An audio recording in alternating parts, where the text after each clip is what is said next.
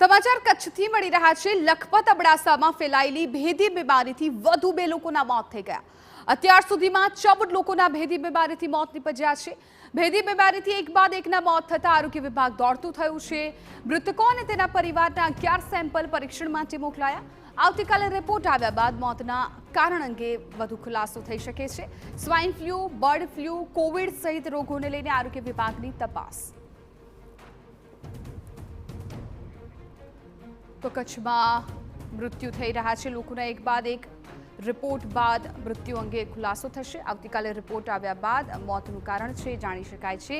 ભેદી બીમારીથી વધુ 2 લોકોના મોત થઈ ગયા છે। ત્યારે સ્વાઇન ફ્લૂ છે, બર્ડ ફ્લૂ છે કે પછી કોવિડ છે, આ તમામ રિપોર્ટ છે કરાવવામાં આવ્યા છે। આવતીકાલે આ રિપોર્ટ છે આવી જશે ને ત્યારબાદ ખ્યાલ આવશે કે આ મોત પાછળનું સાચું કારણ શું છે। અત્યાર સુધીમાં 14 લોકોના આ ભેદી બીમારીથી મોત થઈ ગયા છે। હાલ તો મૃતકો અને તેમના પરિવારોના જે સેમ્પલ છે પરીક્ષણ માટે મોકલવામાં આવ્યા છે। આવતીકાલે એ રિપોર્ટ છે આવી જશે। સંવાદદાતા જય દવે વધુ જાણકારી આપી રહ્યા છે। જય, જે ચોક્કસથી એક તરફ આરોગ્ય વિભાગ છે તે આ સમગ્ર મામલે તપાસ કરી રહ્યું છે અને રાજકોટ સહિત રાજ્યના જે નિષ્ણાત ડોક્ટરોની ટીમ છે તે હાલ આ વિસ્તારમાં તપાસ કરી રહી છે। આ દરમિયાન વધુ 2 આ જ વિસ્તારમાંથી જે લોકો છે તેમના મૃત્યુ થયા છે અને શંકાસ્પદ આ જ લક્ષણો તેમને પણ હોય તેવું પ્રાથમિક રીતે સામે આવ્યું છે।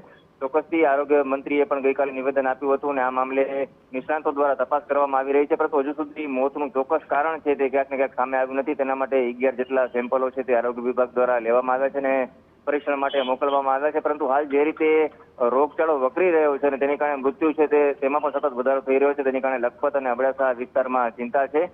વહીવટીતંત્ર કામ કરી રહ્યું છે, પરંતુ ક્યાંક ને ક્યાંક કોંગ્રેસનો આક્ષેપ પણ છે કે ભાઈ યોગ્ય કામગીરી છે તે થઈ રહી નથી અને ક્યાંક ને ક્યાંક તંત્ર છે આ મામલામાં મોડું પડી રહ્યું છે।